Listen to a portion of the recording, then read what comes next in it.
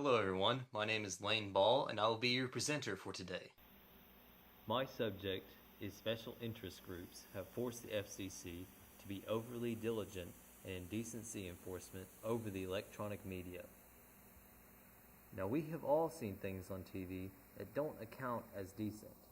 My satellite TV usually gives me a warning if the show or movie I'm watching is for adult viewers. But the FCC does enforce broadcasters to cut out some parts of movies or at least censor them. For example, the movie Watchmen, a DC production, received an R rating from the Motion Picture Association of America for strong and frequent language and violence and nudity for sexual purposes. This movie has been played on the FX channel on special time slots and has been censored due to indecency. We'll get into indecency later, but first, let's talk about what the FCC is and what it does. The FCC stands for Federal Communications Commission, and it is defined as an independent government agency that regulates interstate and international communications by radio, television, wire, cable, and satellite. Some of you may either already know what the FCC is or have heard of it before. The FCC was formed on June 19, 1934, exactly 83 years ago. The FCC has the jurisdiction of the federal government of the United States to carry out their work. The company is headquartered in Washington, D.C., with about 1,688 employees. As of the 2016 fiscal year, the company keeps an average budget of $388 million. The FCC was formed by the Communications Act of 1934 to replace the radio regulation functions of the Federal Radio Commission, or the FRC. The FCC also took over wire communication regulation from the Interstate Commerce Commission, or the ICC. The FCC's mandated jurisdiction covers the 50 states, the District of Columbia, and the territories of the United States. The FCC works towards 6 goals in the areas of broadband, competition, the spectrum, the media, public safety, and homeland security, and modernizing itself. The broadband goal states all Americans should have affordable access to robust and reliable broadband products and services. Regulatory policies must promote technological neutrality, competition, investment, and innovation to ensure that broadband service providers have sufficient incentives to develop and offer other products and services. The competition goal states competition in the provision of communication services, both domestically and overseas, supports the nation's economy. The competitive framework for communications services should foster innovation and offer consumers reliable, meaningful choice in affordable services. The spectrum goal states efficient and effective use of non-federal spectrum domestically and internationally promotes the growth and rapid development of innovative and efficient communication technologies and services. The media goal states the nation's media regulations must promote competition and diversity and facilitate the transition to digital modes of delivery. The public safety and homeland security goal states communications during emergencies and crises must be available for public safety, health, defense, and emergency personnel, as well as all consumers in need. The nation's critical communications infrastructure must be reliable, interoperable, redundant, and rapidly restorable. When modernizing the FCC, the goal states, the Commission shall strive to be highly productive, adaptive, and innovative organization that maximizes the benefits to stakeholders, staff, and management from effective systems, processes, resources, and organizational culture. That's a mouthful. The FCC is also organized into 7 different bureaus that process applications for licenses and other filings, analyze complaints, conduct investigations, develop and implement regulations, and participate in hearings. The 7 bureaus are as follows: the Consumer and Governmental Affairs Bureau, the Enforcement Bureau, the International Bureau, the Media Bureau, the Wireless Telecommunications Bureau, the Wireline Competition Bureau, and the Public Safety and Homeland Security Bureau. The main bureau that deals with indecency in electronic media would be the Media Bureau.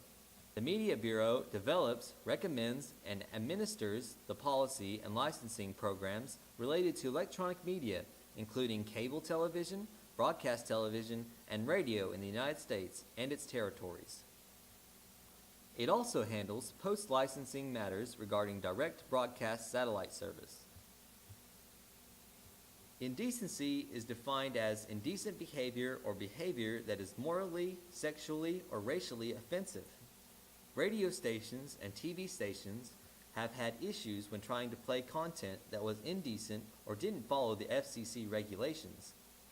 An example of indecency in media would be that in 1973, a father complained to the FCC that his son had heard the George Carlin routine, "filthy words," or as we know it, the 7 words you can't say on radio or TV.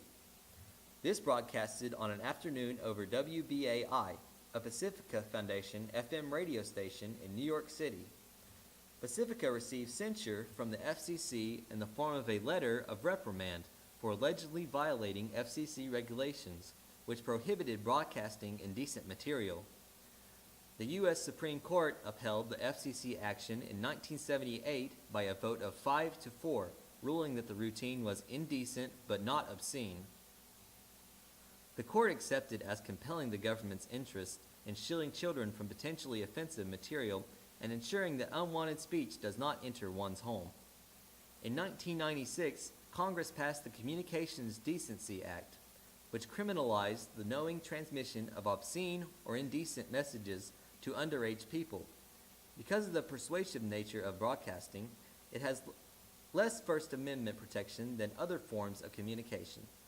The FCC has justified in concluding that Carlin's filthy words broadcast, though not obscene, was indecent and subject to restriction. Now, are the FCC's indecency regulations out of touch and unconstitutional in our changing world? That's what the Cato Institute, the Center for Democracy and Technology, Public Knowledge, Tech Freedom, and the Electronic Frontier Foundation are asking the Supreme Court to say.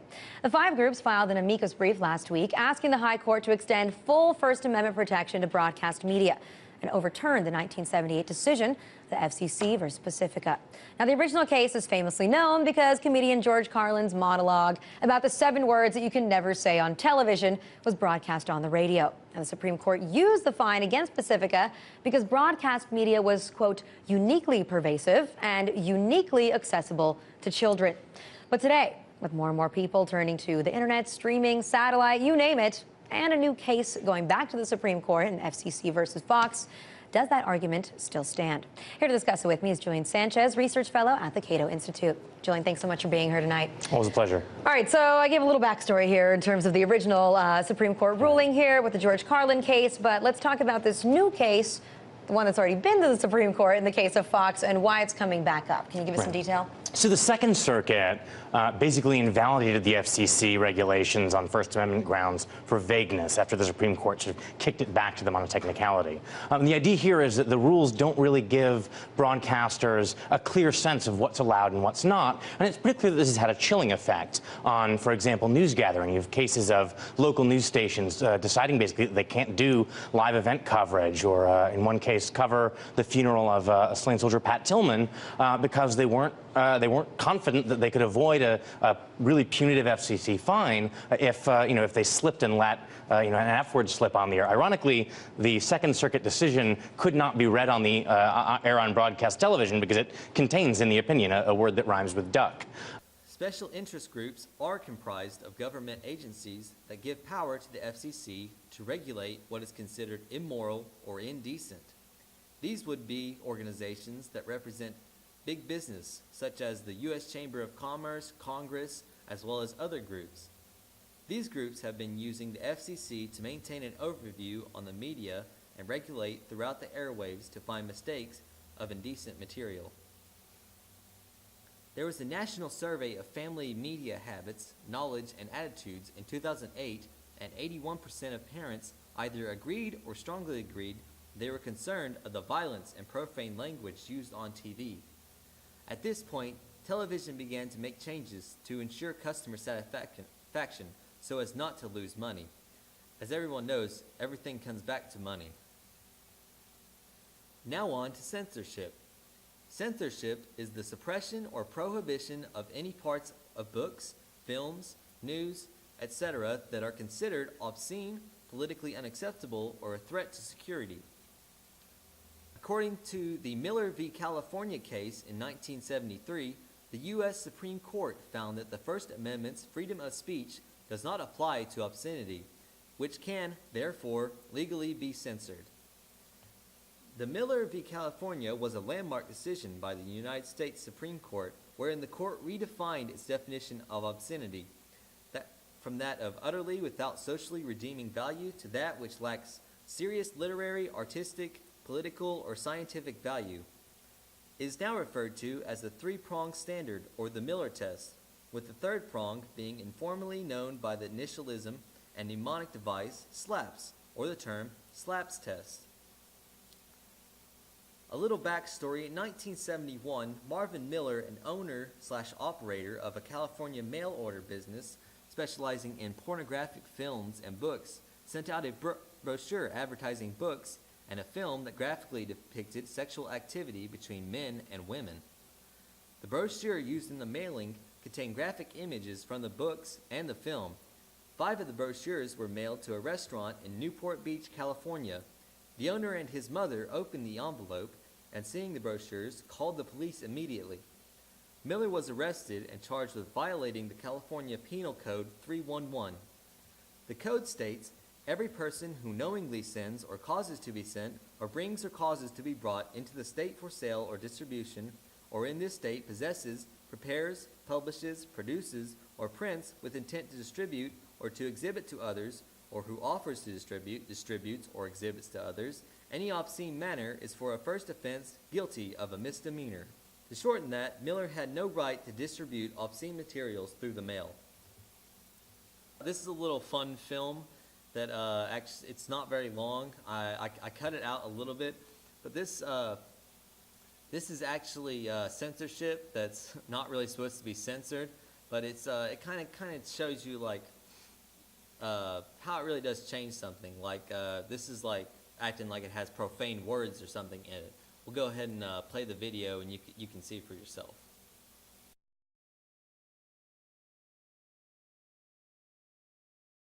It's the end of an era, which means it's time to bleep and blur things, whether they need or not, which we do every week. But tonight we have something special. At the end of a long slog in American politics, at the end of an administration, it's time for an all-election themed edition of This Week in Unnecessary Censorship. The truth of the matter is, if Donald became president, nobody knows what he would do. He doesn't know what he would do. Did Mr. Trump go too far in your wife? He did. He did. I never tasted cock until I was an adult, and it wasn't that good. But what explains Donald Trump? He's a master. My husband will remain focused on only one thing: this beautiful country that he loves so much. Last week, they me from behind. I was extremely careful with my hair. I'm working hard, and I intend to keep working as hard as I can until the last or expresses an opinion. And one of the qualities that I've always admired about Ted, really since the day we met, is how incredibly unf***able he is. At points during the debate, it almost felt like watching Mom and Dad. It got very uncomfortable from up close. Did anybody at your last night? I wanted to my. I believe we should move to a ban on f***ing. We're gonna so much, you may even get tired of f***ing, and you'll say, please, please, it's too much f***ing. We can't take it anymore. Mr. President, it's too much. And I'll say, no, it isn't. We have to keep f***ing. We have to more. We're gonna more. Okay, now, is it legal for the FCC to make changes to programming on TV and radio? An expert in constitutional law at the University of Virginia, Professor Frederick Schauer brings back the event of George Carlin's filthy words being broadcast over radio as an argument in the FCC's favor. Now, Schauer states, the issue in this case is largely whether the court will reverse its 1978 ruling written by Justice Stevens in FCC versus Pacifica Foundation, upholding the FCC's sanctions against George Carlin's famous filthy words monologue. The primary basis for the 1978 decision was the court's view that broadcasting is uniquely intrusive and that viewers or listeners would have no way of avoiding in advance the language or images that might offend them. But even in 1978, this decision was widely criticized, largely because of the court's unpersuasive distinction between the intrusiveness of broadcasting and the intrusiveness of the numerous constitutional protected but offensive words and images that are all around us on the public streets and elsewhere. And if even in 1978 it was difficult, in the eyes of many commentators, to distinguish broadcasting from the involuntary exposure to countless offensive words and images all around us, it is even more difficult now. The issue is not so much whether the television has changed, but whether the world has changed. Given the court's constitutional protection of offensive words and pictures throughout everything else in the public sphere, and given the proliferation of offense wrought by the internet and much else, it seems even more difficult now than in 1978 to justify treating radio and television as uniquely intrusive. Basically, what he's saying is that the FCC has the right to oversee broadcasts on television and radio and take out any offensive or indecent material. My position on this matter is that special interest groups have forced the FCC to be overly diligent in indecency enforcement over the electronic media. While the public does have some persuasion on the subject, initially the special interest groups have the power to enforce penalties for indecency. Look, I personally agree with this because you hear it all the time on radio. It's really strict. It's really strict. You can't say certain words over radio. Satellite TV it's a little bit censored, but not so much. It's mostly on like certain channels. Now, cable channels, they do have censorships. They're not allowed to say certain words, especially like free-to-air broadcast television. They're not allowed to say any words or display any indecent material. Now, this is a chart taking a study from 2001 to 2004 showing the ratio of complaints compared to fines inflicted. In 2001, the FCC revealed 111 complaints with fines from $100,000. Now, that doesn't seem like very much nowadays. However, in the year 2004, the complaints grew to 1,400,000 and received fines for a total of $8 million. Now, from 2001 to 2004, that's a $6,600,000 difference. Now, this study was based on indecent behavior in the media and really displays how much enforcement went into the media industry to prevent indecent behavior.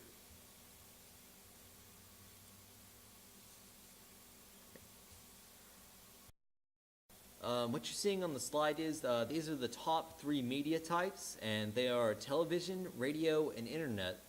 Almost everybody knows what these 3 media types are, and now everybody should know a little bit about what censorship is.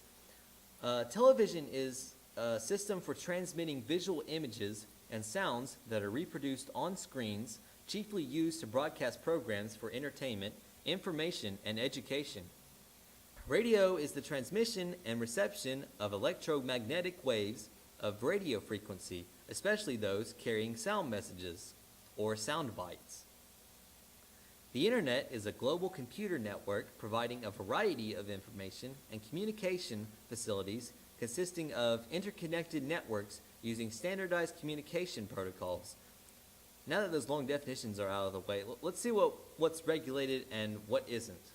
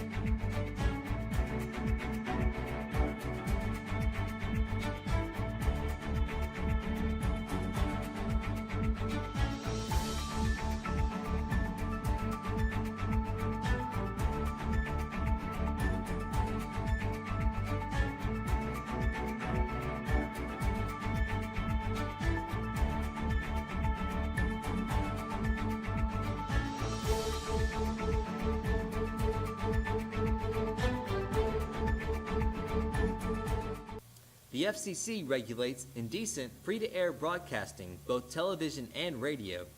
Satellite, cable television, and internet outlets are not subject to content-based FCC regulation. It can issue fines if, for example, the broadcaster employs certain profane words. According to FCC officials, the FCC has proposed to return the U.S. to the bipartisan, light-touch regulatory framework under which a free and open internet flourished for almost 20 years. The FCC's May 2017 proposal to roll back the prior administration's heavy-handed internet regulation strives to advance the FCC's critical work to promote broadband deployment in rural America and infrastructure investment throughout the nation to brighten the future of innovation both within networks and at their edge. The internet, as we all know, is full of indecent material, and the FCC has, quote, taken it easy, end quote, on it. Times have changed, and so will the internet. FCC officials have acted to revert the internet back into a simpler and more regulated time. The Telecommunications Act of 1996 lasted until 2015, and in that time, the internet underwent rapid and unprecedented growth. Internet service providers, or ISPs, invested approximately $1.5 trillion in building networks, and American consumers enthusiastically responded. The internet became an ever-increasing part of the American economy, offering new and innovative changes in how we work, learn, play, receive health care, create, and enjoy entertainment, and communicate with one another. During that time, there was a bipartisan agreement that the internet should be free of burdensome regulation so that it could continue to flourish. 2 years ago, the FCC made a party-line vote to apply the 1930s era utility-style regulation, or Title II, to the internet.